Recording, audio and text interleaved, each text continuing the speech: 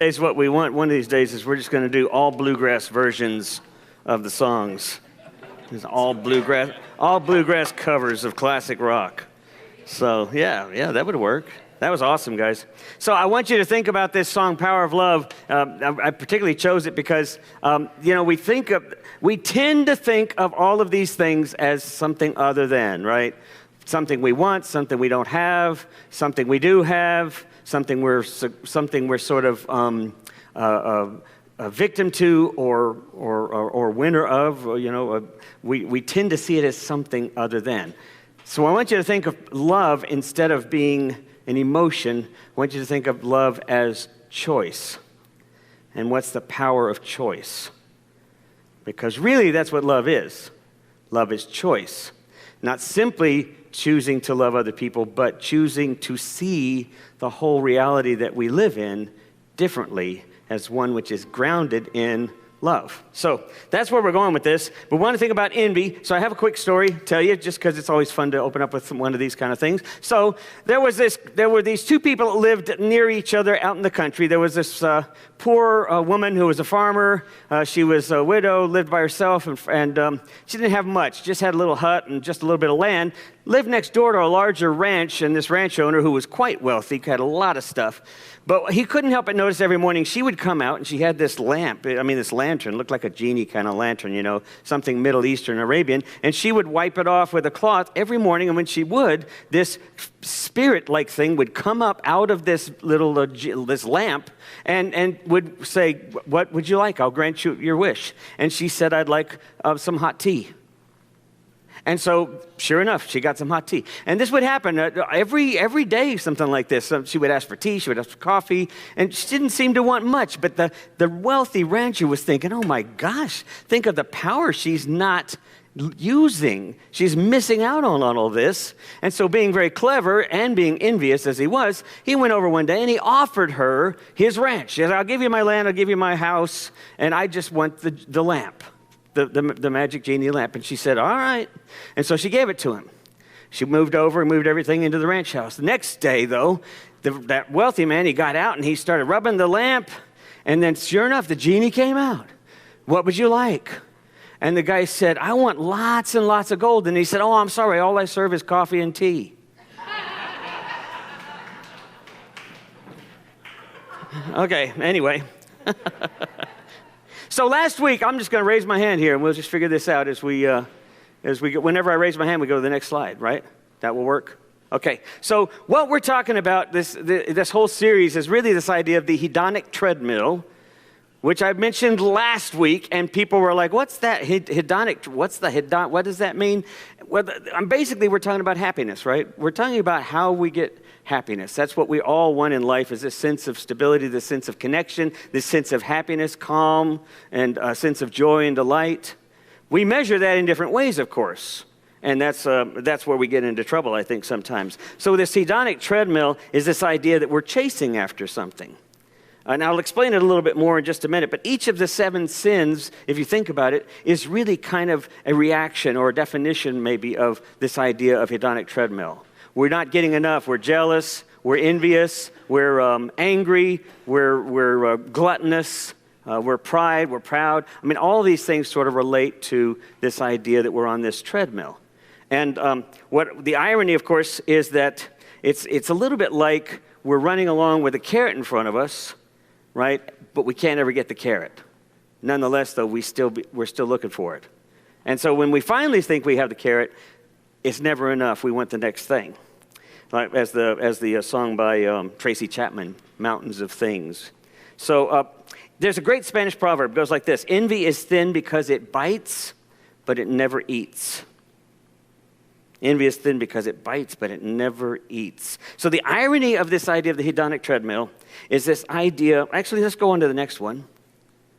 There we go. The idea is that we're never quite satisfied.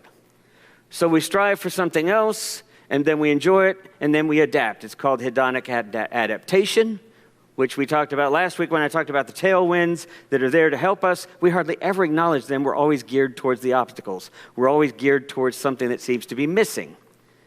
Not always. I mean, I'm speaking universally. This is kind of the reality of the world that we live in. But the irony, of course, is, and this is where I want you to start thinking differently about these 7 deadly sins or about sin in general. The irony is that what we're looking for is actually self-sabotage. You see what I'm saying? Because when we look at something else that we think is lacking, what we're really doing is we're sending back the Trojan horse, kind of a message like a Trojan horse, back to our emotions to basically self-sabotage because we're not going to get it. It's basically saying we're already broken.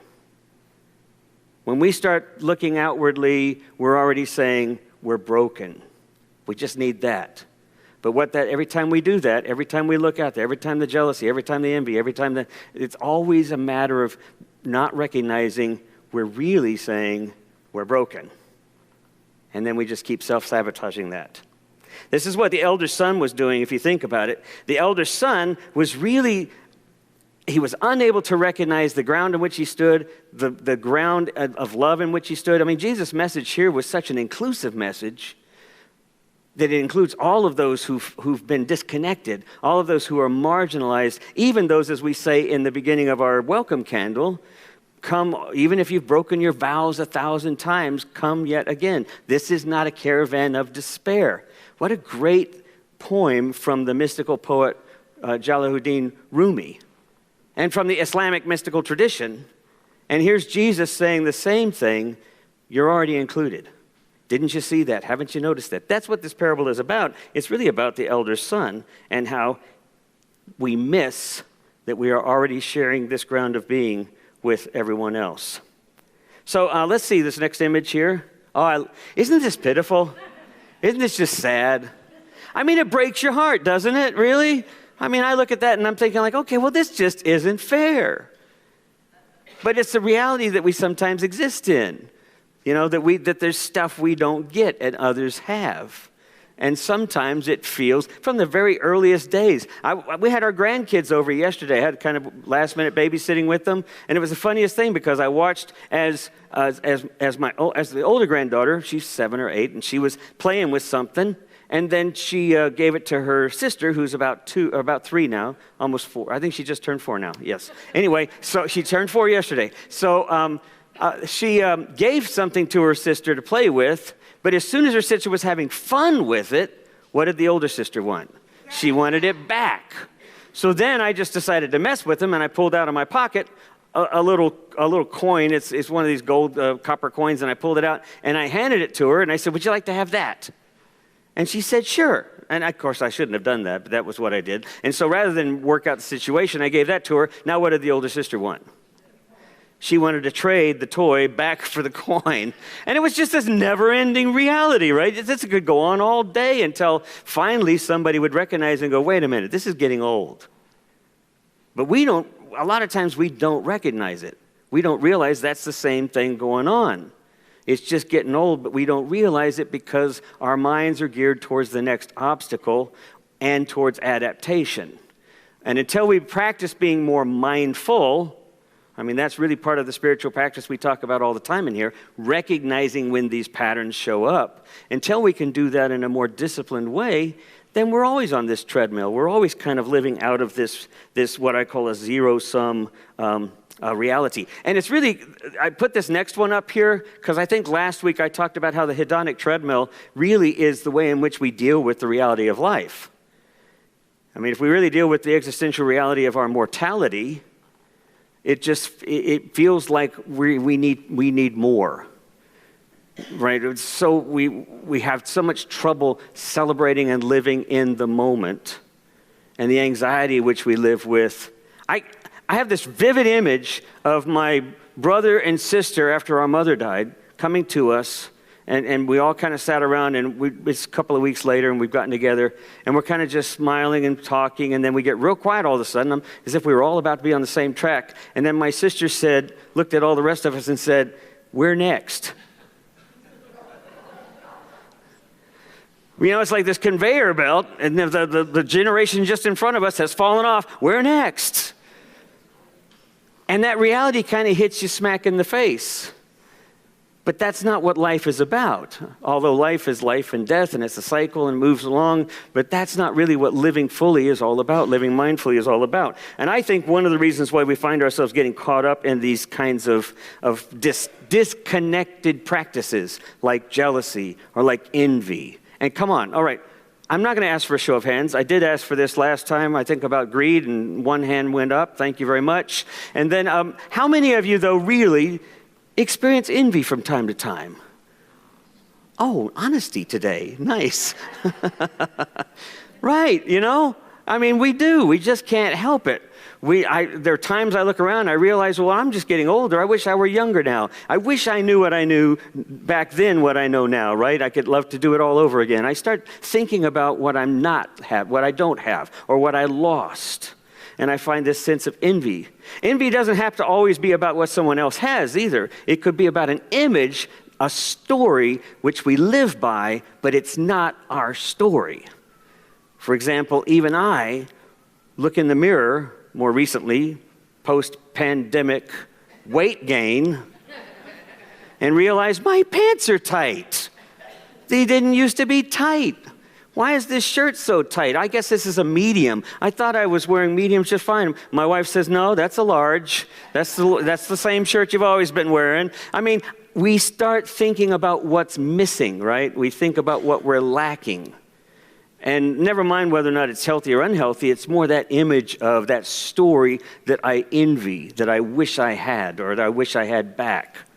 This is something that I think we all struggle with in different ways. This next quote is one of my favorite quotes. This is, life can be like a winding river. The twists and turns can seem like a detour, but it actually is an opportunity to bring nourish to someone who otherwise you would never have met. As we think about, and then this next one, just to kind of put in perspective with that. John O'Donohue, many of you all know him, now deceased, but a poet, Irish poet. I would love to live like a river flows, carried by the surprise of its own unfolding. I think there's something here when we think about envy, that if we start to unpack what envy is, we realize it's an invitation rather than a condemnation. That envy is really like a wake-up call. It's an invitation to recognize that we are not, in fact, disconnected, that we're part of this larger reality, and that when we see others living a life that we sort of kind of found ourselves all of a sudden feeling like we lack, that it's an invitation to emulate that, to celebrate that in others. This idea, this winding river that the previous quote said, that if we practice providing nourishment for that which seems to remind us of our own lack, what we find out is, guess who's getting nourished? We are. When we celebrate others, guess who's being celebrated? We are. We start to recognize that, in fact, we share this reality with one another, so that when we're feeling envious, we're actually not hurting someone else. We literally are self-sabotaging ourselves. So it's this practice of seeing envy as invitation. So I asked Ed to create some slides here. So word study time to play with words with Tom. So envy, if you look at the Pi root, it means in and weed or vid, which is to see with an inward focus. So envy has to do with seeing, but it's seeing with a self-absorbed kind of inward focus. So now this is interesting, right? Because what are you looking at? You're looking at something else. But what you're really seeing is something inside. And that's what the invitation is to see where you think you're broken, but in fact to recognize that's not broken at all. The only person hurting them the only person that's doing the hurting is we are ourselves. So then we look at emulate, is to take aim, to become an image of. Now I love this idea of becoming an image of. Because I think what we find in this story is that what the father is telling the elder son is he's reminding him that the joy that he sees in his son connects us with a larger, more creative narrative, which is the image of God, or the image of love, the ground of our being in one another. We see the imago Dei, the image of God, the image of the divine, the sacredness. Everything is holy now. We see that in one another. That's what we're being invited to see when we look inward.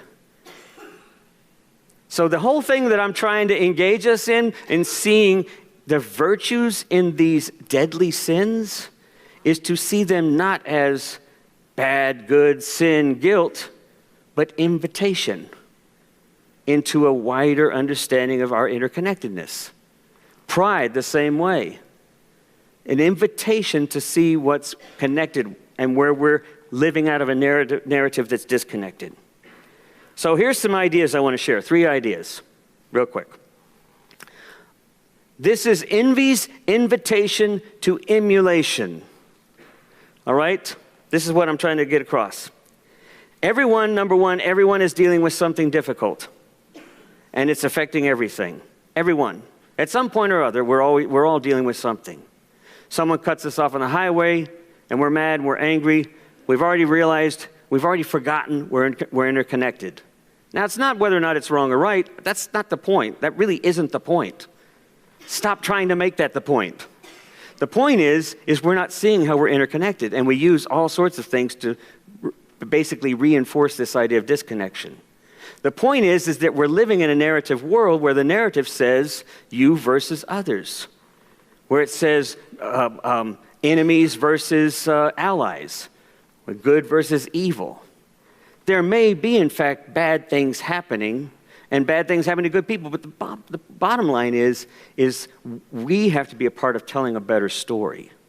And we struggle with this right and left. I love how the recent basketball game, who was the Cinderella team that won this last one? That wasn't expected to win? St. Peter's? Yeah, they beat who? Kentucky. St. Peter's beat Kentucky of all things. And we loved it, right? Why? Did you ask yourself why? Why did you love that? Right? I mean, we love an underdog story. Why?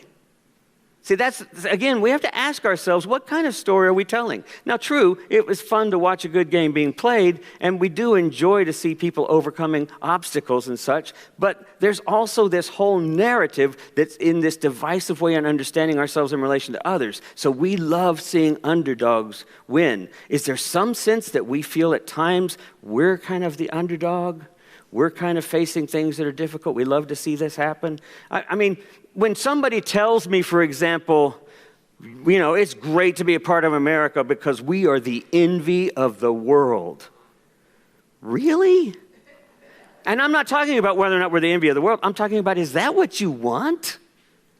You want to be the envy of the world? Why would you want that? Why would we want to set ourselves up as opposed to someone else? The narrative of Jesus' life is all about the interconnectedness of all of us. It's the very same thing that Martin Luther King Jr. was speaking about when he said we are inextricably intertwined in one another's destiny. There's no way out of that. And until we start to recognize that, we're always going to be struggling with this zero-sum kind of story, right? Winners, losers, the haves, the have-nots. And even when we try to do otherwise, until we tell that story, until we discipline ourselves to see that story with more equanimity, which means more of a neutral sort of understanding, more of an accepted, detached, or unattached kind of understanding. Until we can get there, we still live out of this zero-sum narrative. We participate in it all the time, and we celebrate it. We love our football teams. We love our winners. And we also love our losers because they're our losers. We need them. So we've got to get out of that kind of way of seeing things. Everyone's dealing with something difficult, and the challenge for us is to begin to practice some level of radical empathy. Linda used to tell me how when she was a kid, she would pray for Khrushchev, the Russian secretary back in the mid-'60s thereabouts. She would pray for him, and I said, really? She said, well, because I knew I was supposed to pray for my enemies. Well, we know that, right? But nobody ever taught her to try to empathize with her enemies. Nobody taught her to ever think about why are they doing what they're doing. And it's a difficult, fine line, isn't it? Because even now as we see Russia invading Ukraine, and we are so sympathetic and empathetic with what's going on with Ukrainians right now. And we know an egomaniac when we see one. And yet, Do we understand Russia? Do we really understand Russia in relationship to the United States? Do we really see and have we figured out some way to empathize with the rest of the world and how they experience our story? Because radical empathy is really what's required in order to begin to celebrate and tell the story of our interconnectedness. And that's hard for us. So the second thing I want to say is that envy is not a zero-sum story with a zero-sum ending. I'm sorry, envy is a zero-sum story with a zero-sum ending, yes. Either I have what they have or I don't have it. Either I get what I want that makes me happy or I don't have it. But we know that that's not true because it just keeps meaning we want more. It's a zero-sum story with a zero-sum kind of ending. No matter how many times you play it, no matter how many times you fulfill it, it's still going to end up, it's not enough. My neighbor across the street was heading out for a volleyball tournament with his daughter in East Texas this past weekend. And as he was walking out, something came up about the lottery. And I said, so I guess, were you going to, I said, do you ever buy tickets? And he said, no, I don't buy lottery tickets.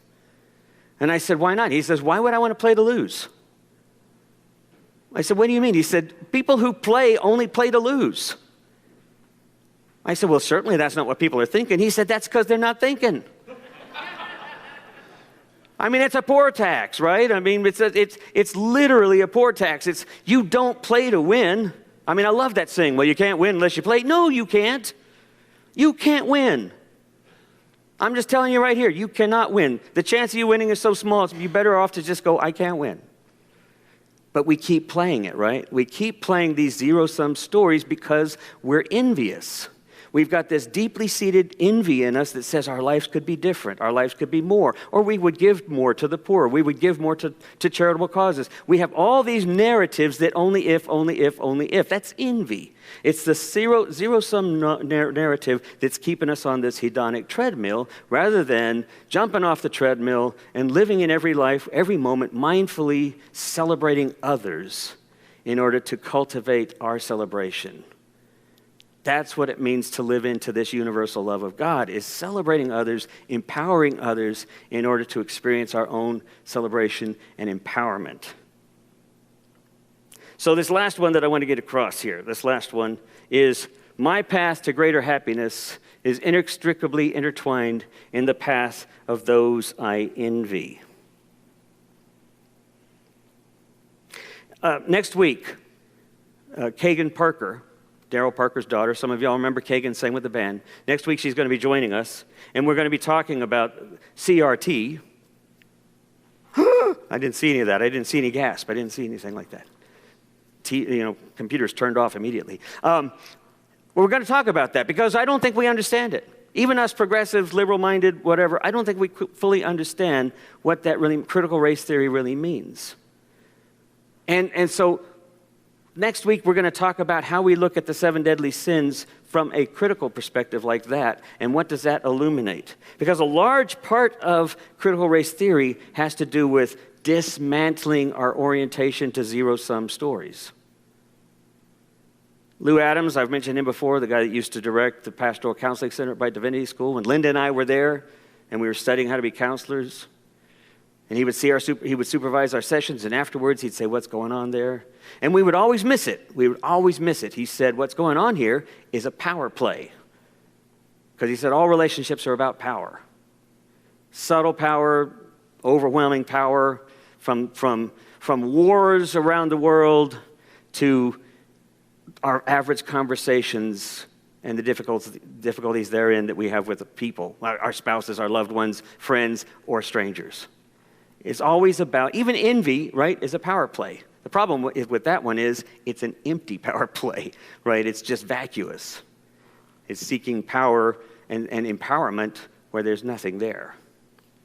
So he would say that all relationship is power, and what the elder son is trying to do is to reestablish his power relationship in the family. And what the father is saying is, your relationship with us was no different than his. He just didn't see it.